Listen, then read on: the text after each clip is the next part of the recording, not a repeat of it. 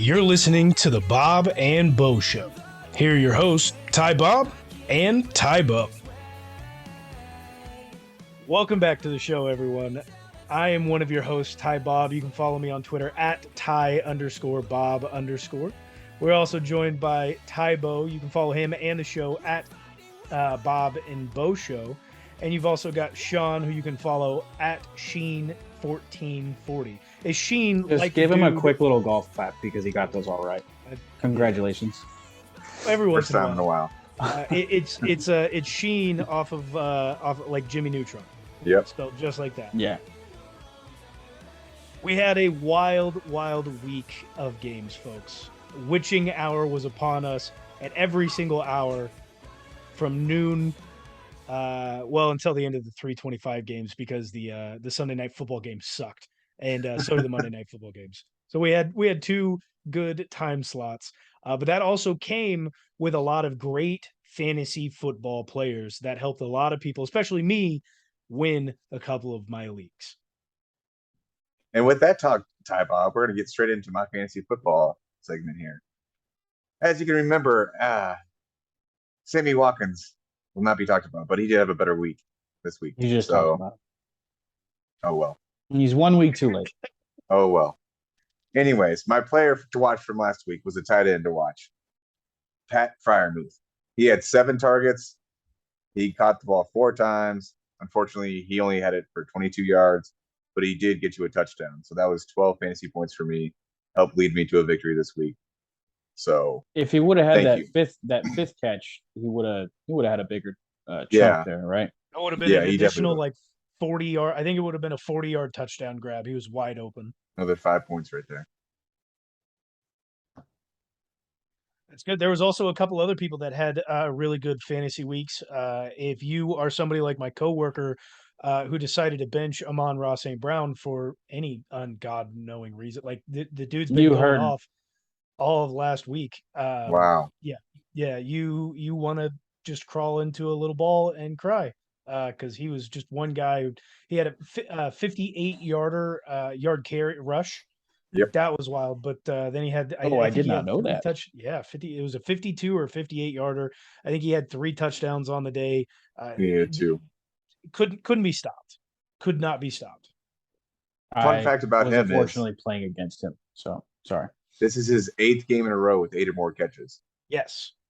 Expect to continue to see more of that, even with as bad as Jared Goff is. He is their number 1 receiver.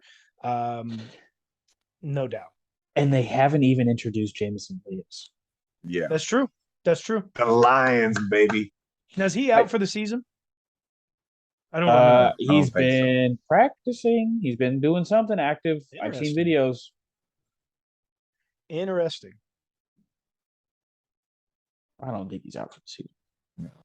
No, I don't think so. Anyways, obviously Tyreek and Jalen Waddle got off. That was a big game. We'll talk about that here shortly because it is our game of the week segment. Now, we did just talk about Amon-Ra, who was in the game for the Lions versus the Washington Commies. Again, I'll say it. They are the Commies. Not a very good game overall. Detroit was up 22 points at halftime. Washington did come back and try and make it a game, but the Lions scored at least 1 touchdown in all 4 quarters, ending the game 36-27. Amon-Ra got off. Oh, you can say went off. You don't have to they didn't orgasm. Got off. Did they orgasm on the field? Well, I mean, hey, to each their own, brother. DeAndre Swift had a little bit of a quiet day. He did end up with 1 touchdown, but only toted the rock 5 times for 56 yards. Amon-Ra carried it 2 times for 68, with one of those being a 58-yard run. It was a pretty solid day from their offense. Their defense is looking very, very strong. We're all big fans of HCDC being the defensive-minded coach that he is. And he's getting those boys pumped, man. That whatever he was doing last year was just a mental build for this year. I am expecting quite a few big things for them. Obviously, not a Super Bowl from the Lions this year, but something's finally building in Detroit. They'll make the playoffs, bro. Second place in the That's NFC a North. great team. They're definitely not winning the Super Bowl, but they are building great things there. There's not a lot of great things being built in Michigan, especially their water systems, but the Detroit Lions are on the way. Finally. That's bro. I mean, they lost to the Eagles, who look like the best team in the NFC right now. Like the Lions could be number 2 at this point. Like, and it wasn't by a lot. They look good By 3, right? It was a very close game. They're excited. Oh yeah, I'm next. My game wasn't that great. It was a defensive clinic by Darius Slay. The Vikings versus Eagles. Vikings could not get any momentum going on offense. Jalen Hurts went off, spread the ball around, but his stat line was insane because he had 2 rushing touchdowns and over 300 yards passing. Like I said, the Eagles look like the best team in the NFC, and they beat another team who was supposed to be one of the best teams in the NFC. But Kirk Cousins just had a huge drop off from week 1. That doesn't look promising for the Vikings. That's Kirk Cousins it's primetime Kirk. Yeah, he can't play in primetime. The Vikings better hope they have a lot of noon games or 3:25 games. So the connection of Justin Jefferson and Kirk Cousins wasn't there. Yeah, he's got. I think he has one primetime win. That's a Thursday, Monday, or Sunday night game. But I did see something going around on Twitter about Kirk today. They're speculating whether he has an acute stigmatism. Now, stigmatisms obviously have to deal with your eyes and how you see.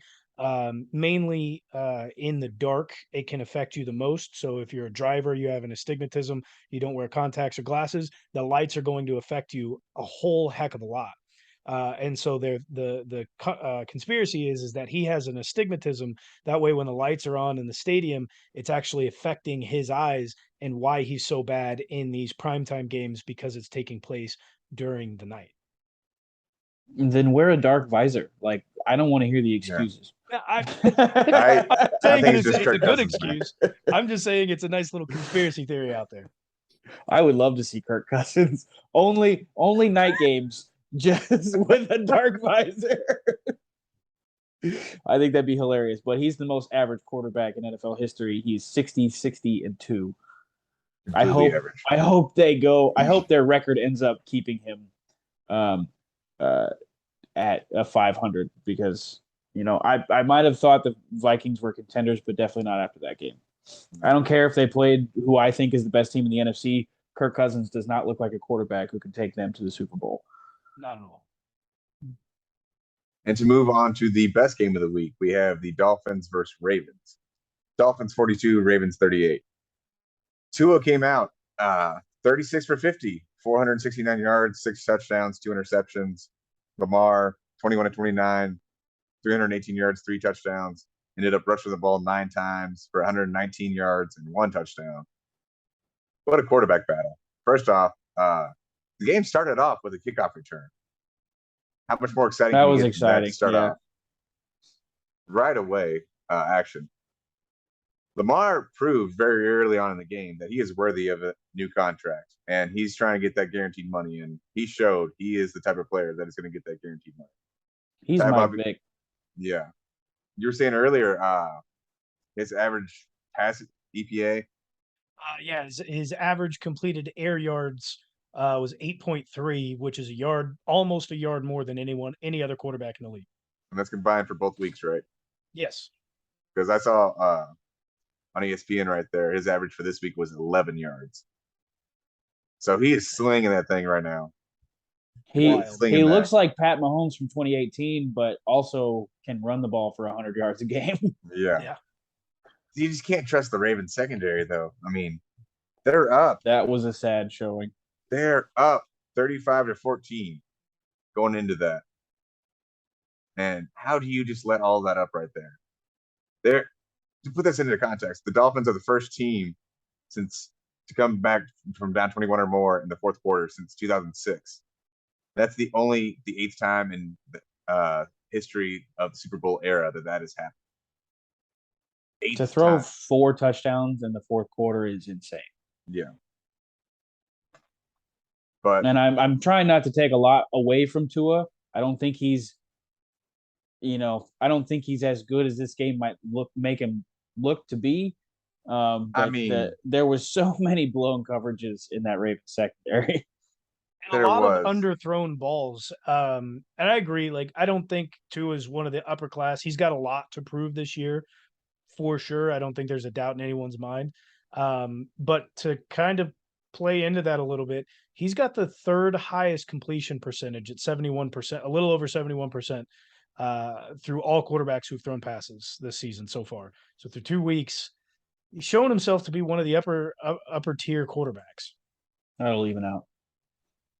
Yeah, once he gets good secondary and everything, it'll be interesting. Jalen Waddle and Tyreek Hill, they're going to be out for a few games this year at some point. Tyreek's usually out for a few. Yeah. Before we get too far into the rest of the games of the week or our highlights of the week, we did miss, and that's my fault, on how we are doing on our weekly pick'em. Oh, yeah.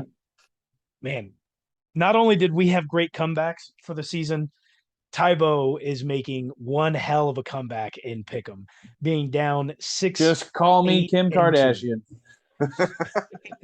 Last week it ended. I was in first place. Sean was in second, and Tybo was in last with a record of 6-8 and 2 ties. We did have the one wash. Going into week 2, I am coming out your loser, while Sean is coming out in second place, and Tybo has just amazingly come out in first place. Tybo finishes in first place at 9-7. Sean goes 2 weeks in a row at 500, and I drop down to third place with 6 wins and 10 losses. So it rounds out at the end of week 2. You have got a tie for first place between Sean and Tybo at 15 wins, 15 losses, and 2 ties. Again, we had the one wash on the first game of the season. And then I round out in third place with 14 wins, 16 losses, 2 ties. Very, very close here through our first 2 weeks of Pick'em. It is going to be a long one. We do need to figure out either a prize and or a punishment, but we can do that later on. Now, and just so everybody will like have their expectations set properly for this next week, Sean's going to stay at 500, and I'm going to now take sole place of first place after this week. There's no way Tybo's going to get above 500 at any point in this year. Mark it down. Mark it down. What you all right? Doesn't matter. What you said is already like not come true. So no, for the overall record. Yeah, don't worry about it. You're fine. Well, you're fine right there at 500, but back to our weekend highlights. Dolphins Ravens game possibly go down as our best game. I'll edit that out. The Fins and Ravens game will go down as potentially one of the best games of the season. But there were quite a few other games that absolutely have to be talked about.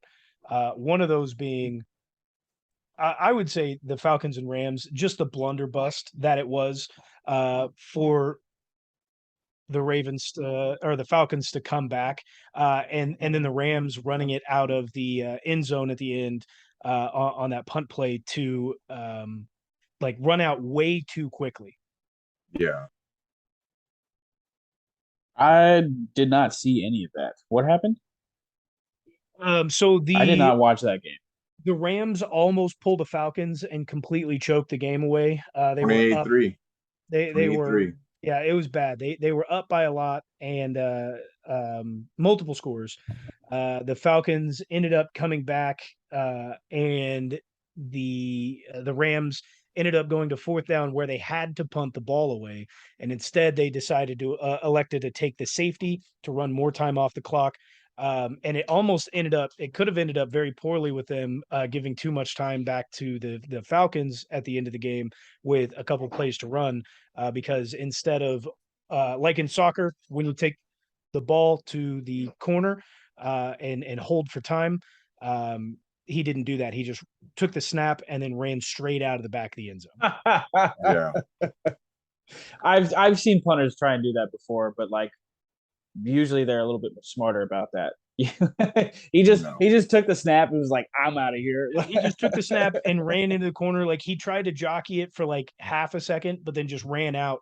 He could have easily wasted another 4 seconds, meaning that there would have only been like 2 seconds for the kickoff or the Yeah. punt off.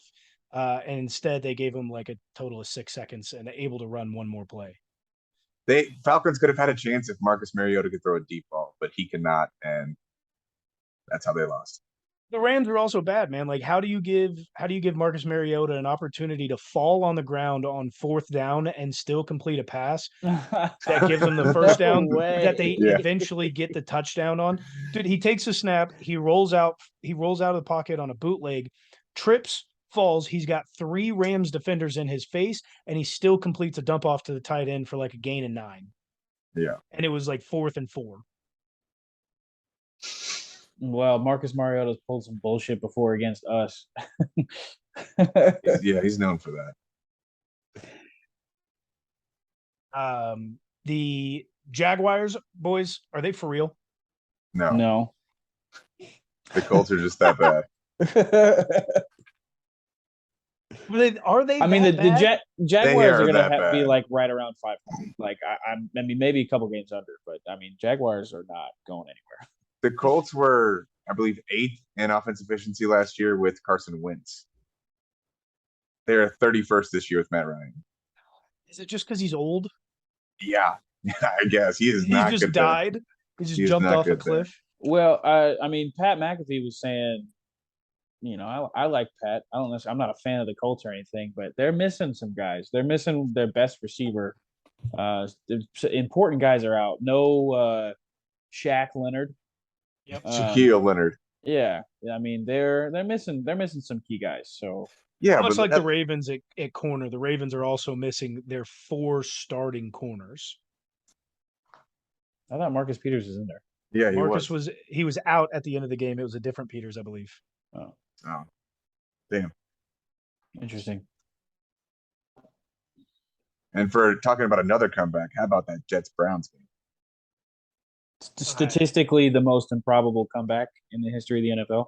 99 because the Browns won the game and shat it away.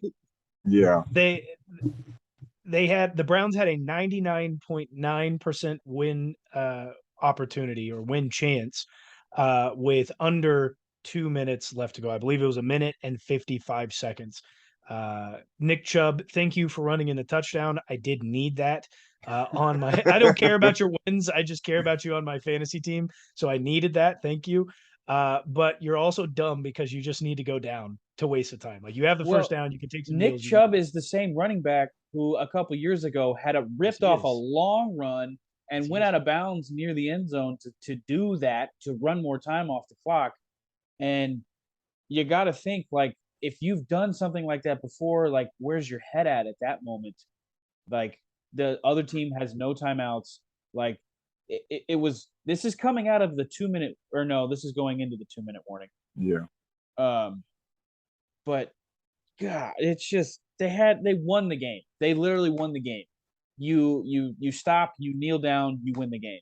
But they allowed all the improbable things to happen. I mean, yeah, how many times are you going to see an onside kick in late 4th quarter that actually helps the team win? I mean, the last successful onside kick that's really in my mind is Sean Payton's in the Super Bowl, but I know there's been more than that. But not very many. Like it's not very common. They doinked the extra point as well too, so it was 31-30 at the very end. So all the Jets had to do was come down, score, extra point. It's mind-boggling how bad the Browns blew that away. And Joe Flacco to be able to come in and have a negative EPA. He had a negative EPA. It was minus, I believe it was minus 4.6.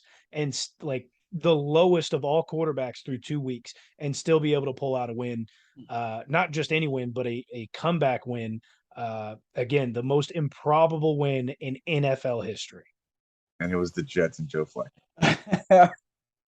Against his former team. Yeah. Sad. So the other two comebacks of the week are probably are impressive in my eyes, but the most hilarious comeback of the weekend was Cardinals Raiders, because Raiders fans in Vegas are popping champagne bottles like they won the game in the fourth quarter, and Cardinals come back and beat them in overtime. You know, Raiders are going to Raider. What are you going to say about that? How do you let that happen? I mean, what Josh McDaniels, you've been a head coach before, a failed head coach. You go and you learn under Bill Belichick. You go back to the AFC West where you failed the first time. And are you starting to do the same thing again? Like, obviously, you don't have that good of a quarterback, but you've got the top 3 receiver. Derek Carr is not that awful. You've got a good run game, bad offensive line, and you still manage to be up by that much and piss it all away to a Cardinals team that couldn't do anything against the Chiefs. And it was a video game out there. It was Madden. Kyler Murray. I love it. That's I mean, it's hilarious. Oh, it's great. It's fantastic. It's perfectly fitting for the stupidity of Vegas. Yeah.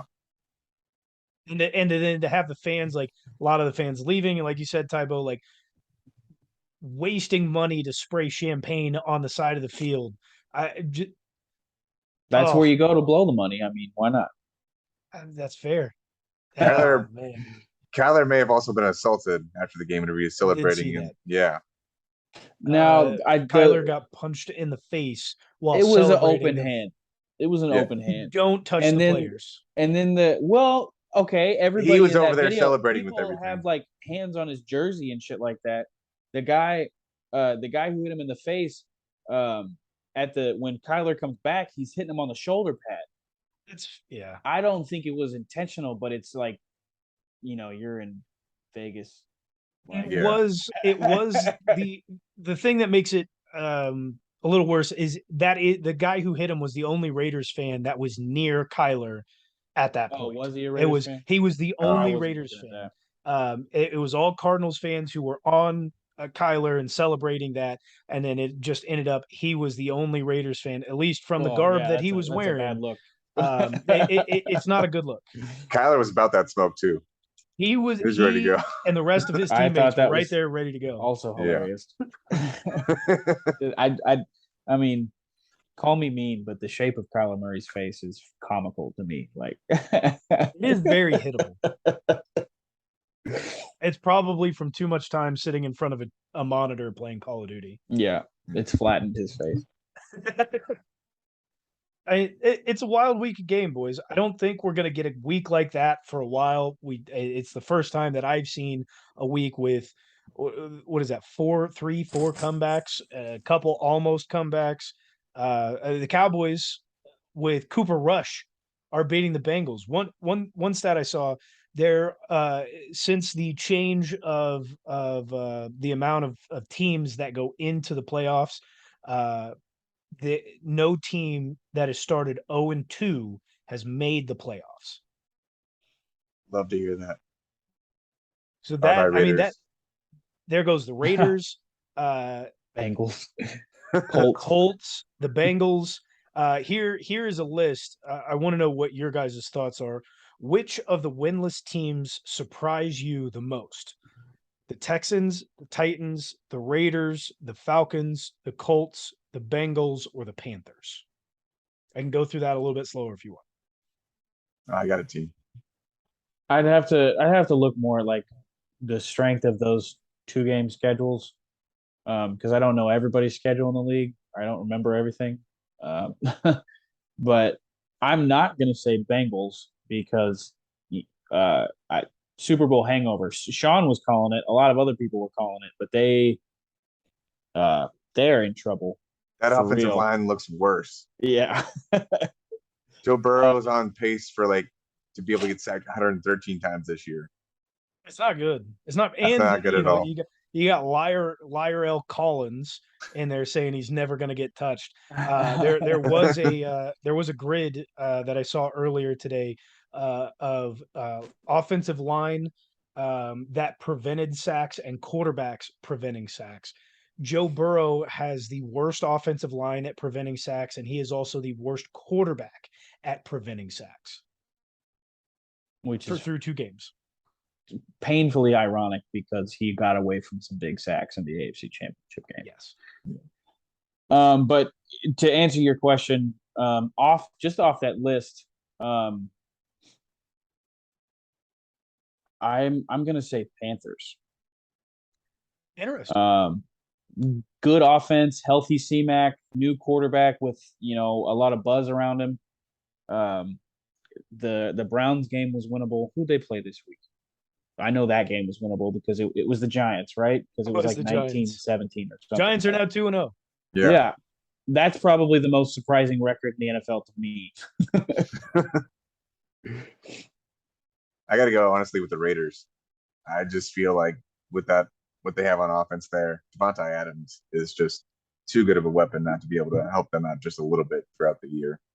And I feel like they have just a little bit easier schedule than some other teams out there. So they will they had surprise us a little bit the more. Chargers week 1.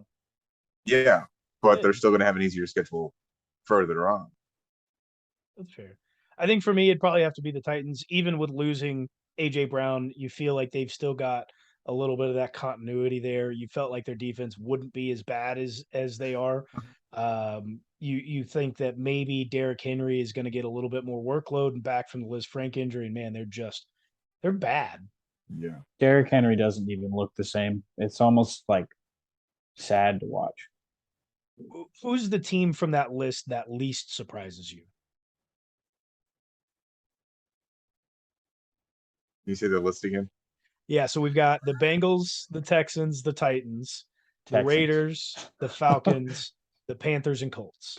The Colts. Texans and Falcons. Those don't surprise me at all. Colts do not surprise me one bit this year.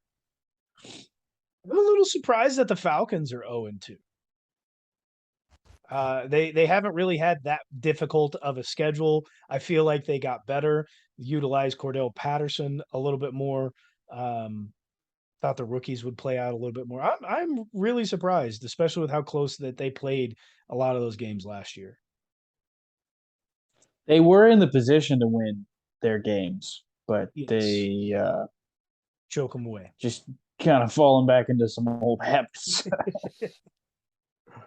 Of the teams that are 2-0, who surprises you the most? We've got Miami and Buffalo, the Kansas City Chiefs. You've got Philly, the New York Giants, and the Tampa Bay Bucks. Miami definitely surprises me the most, probably. I was not ready for them to come out and be 2-0.